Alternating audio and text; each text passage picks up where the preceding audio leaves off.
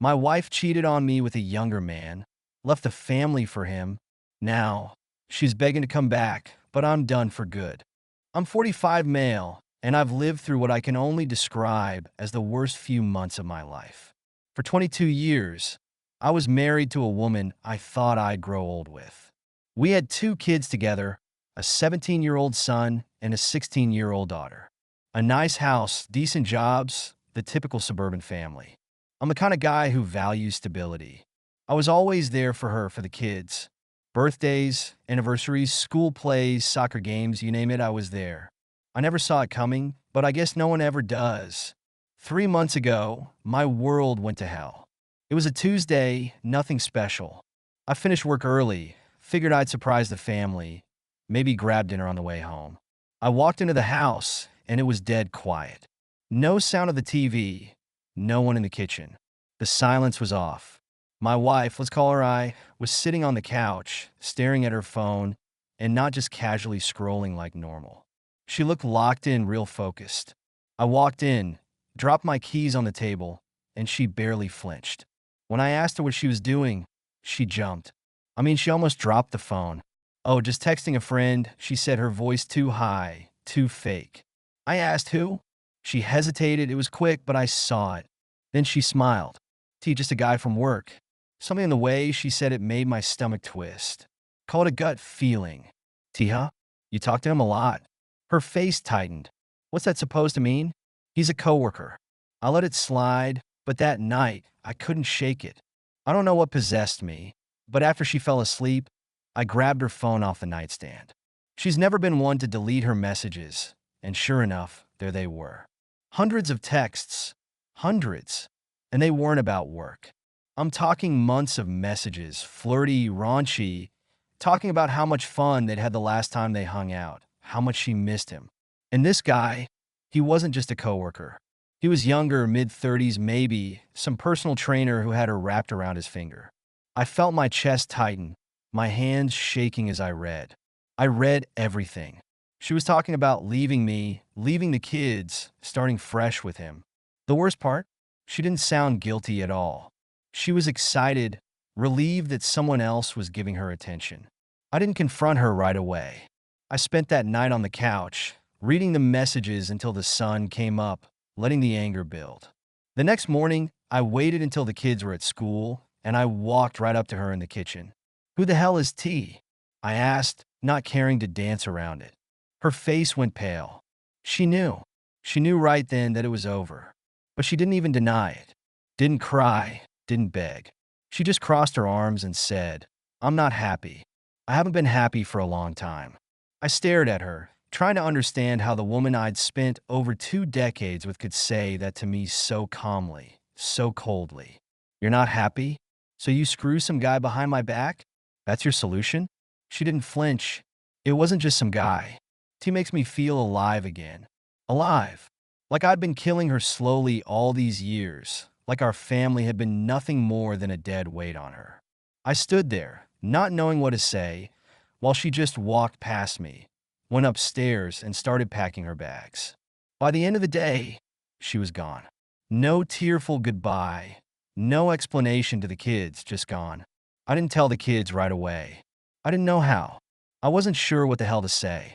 So for a while, I just said she needed some space, that we were working things out. But my son, he's smart. He figured it out real quick. After a couple weeks of her missing his soccer games, ignoring his calls, he cornered me in the kitchen one night. "Is she cheating on you?" I couldn't lie to him. I just nodded, and he went quiet, his face hardening. He didn't say another word, just turned around and walked upstairs. He hasn't spoken to her since. My daughter, she took it harder. She's always been closer to her mom, and I could see how confused she was. She kept asking why her mom wasn't around if it was something she did. I tried to tell her it wasn't, that it was all between me and her mom, but it wasn't enough. She cried a lot, and when she found out the truth, she was devastated. They both stopped answering her calls, stopped replying to her texts. She tried showing up at the house a few times, but the kids refused to see her. I think that's when it started hitting her, that she wasn't just losing me, she was losing them too. Then one night, Maybe a month after she left, she came crawling back. I heard the knock on the door around 10 p.m. I opened it, and there she was, standing on the porch looking like a mess. She wasn't the confident, defiant woman who walked out on me. She looked broken, hair disheveled, eyes red from crying. She was holding a half-empty bottle of wine in her hand. "He left me," she slurred, her words barely making sense. "He found someone else, some other girl, younger." I leaned against the doorframe, staring at her, and she blinked like she didn't understand. "I made a mistake, I'm sorry. I want to come back." I laughed.